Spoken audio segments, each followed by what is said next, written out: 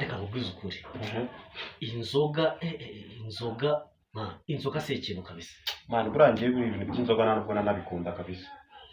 nanjye nuko ariko buriya inzoga ntabwo ari ibintu nkunda, ntabwo ari ibintu nyine numva nanywa nyine numva ari ibintu bishamaje tu.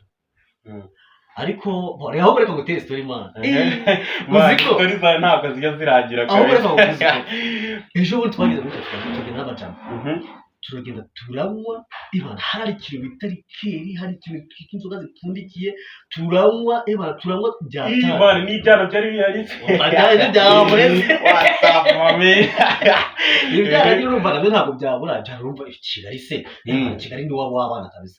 Ahubwo numva mana ikintu kirenze. Twaranyweye turanywa tumaze kunywa tumaze gusinda. Man, uzi ibintu byabayeho? Ibaze ko twaraye ijoro ryose. Twavuye za Remera tumanuka za Sonatube tumanuka Rwandex turi gushaka kubitana za Kimironko hose man. Uzi ko gushaka se man twari twabuze ahantu nagiye man. Ibaze ko twarashatse tuva za Remera tumanuka Sonatube tugera za Rwandex za Kanombe twageze za Kanombe bro twabuze ahantu nagiye man.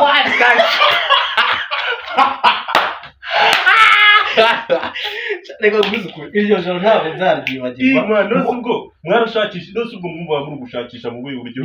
Urumva genda twabase abatima kubase ngo man gasinda wowe yagiye he.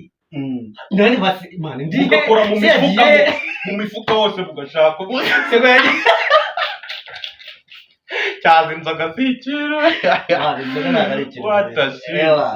Ariko nyine man. Cyaza story zaza ziryoshye. Ajya man